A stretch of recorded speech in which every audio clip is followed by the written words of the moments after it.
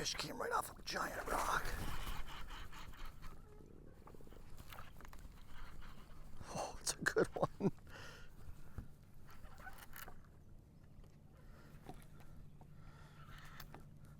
We're straight up boat flipping this thing. Oh, first fish, man. That's an awesome way to start. Solid fish next to a big rock. Swam this Uoze jig with the spark shad by it. Got dark water. We're in that early summer pattern. They're starting to get a little bit of weight on their belly finally. Nice solid fish. Look at what that fish came off of. You can see the line of rock. There's some weed tufts way up on top. I'm just swimming by the biggest rocks on this patch. Something that's a little different.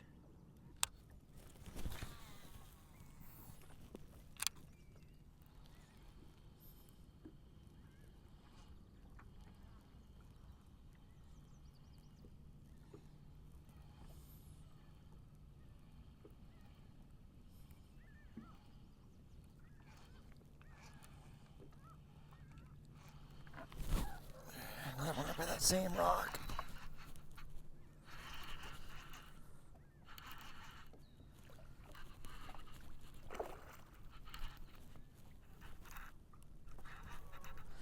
Right now, it looks like keen on the biggest rocks on the patch is definitely where the fish are at.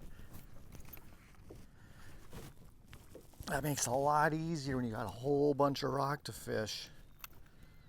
We can focus on just certain pieces of it. So I switched it up a little bit today. I've been using straight fluorocarbon all spring, and I was losing a couple fish. And things happen, but what I did is I switched back to braid and then just put about a 8-foot fluorocarbon leader on there. Loosen the drag so there's a little bit of slip on the hook set so I don't damage or break the knot.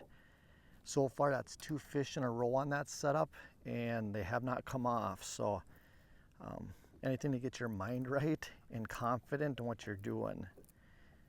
We're just throwing this 3/4 ounce Uoze jig with a 5-inch spark shad. Got it super glued up onto there. Got that underspin. Got some really dirty water. It's getting the algae bloom. It's green. There's chunks floating. And I think that just that little extra flash is enough to help trigger some extra bites during the day.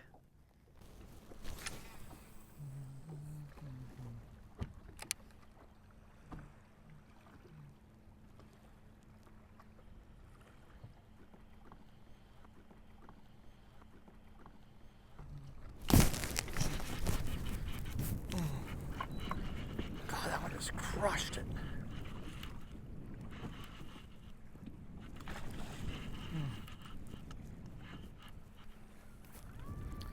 Big largemouth.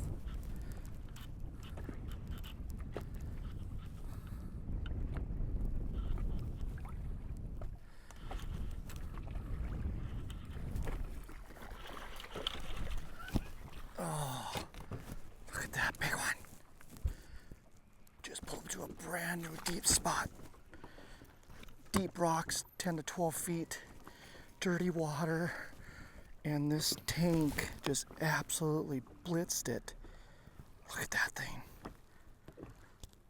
Spark shad and Uoze jig is stuck down in the mouth.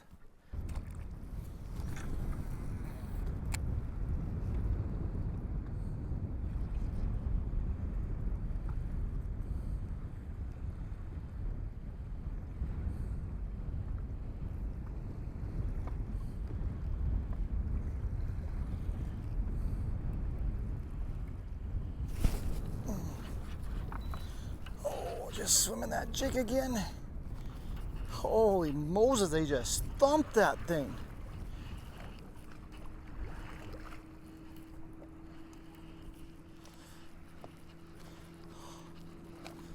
Another nice largemouth. Oh, just solid fish. Look at the size of these largemouth. Oh.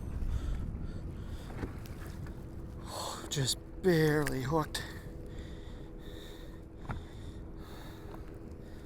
Solid fish.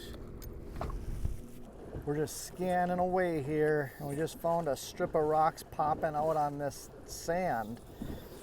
It's got a little inside cup there.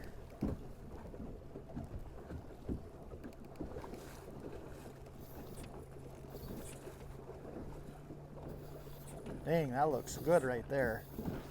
Definitely gonna spin around and cast into that. We'll pull up with the 360 and see if we can catch a couple big fish off of it.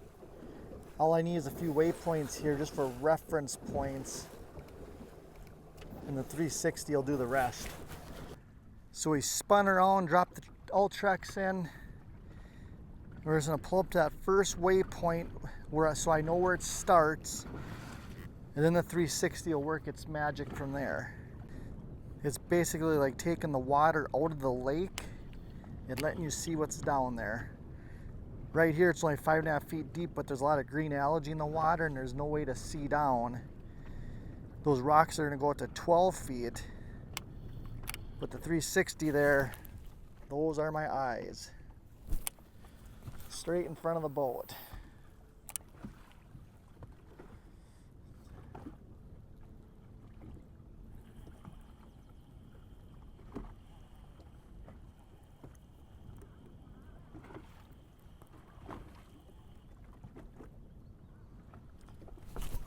Oh my God, first cast, missed it. There, came back. Oh man, you saw that. We scanned it, spun around, put the trolling motor down, saw the rocks, first cast, puts a fish in the boat.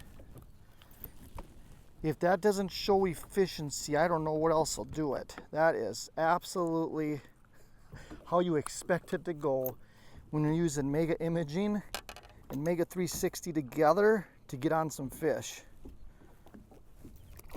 Okay, so we spun around, pulled up to those rocks. You can see the first part of them, laid one cast right on the heart of it. Fish picked it up, I missed it, threw back out again, and got the fish. It's that simple.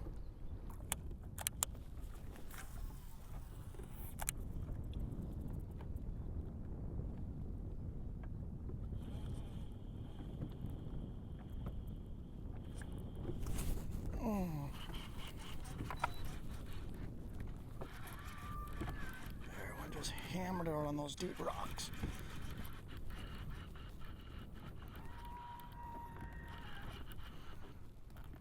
Oh yeah, that's a good one.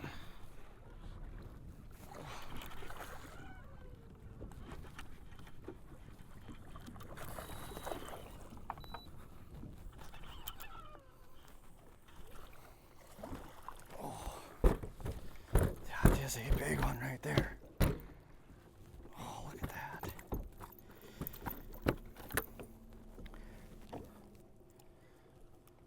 Oh, look at solid fish. Uoze jig hooked right up through the top of the mouth.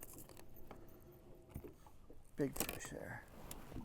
Today's big fish were 100% from my Humminbird side imaging and my Mega 360. I found rocks surrounded by weeds, pulled up with the 360, put the jig right on the key spots, and these big bass were thumping it hard.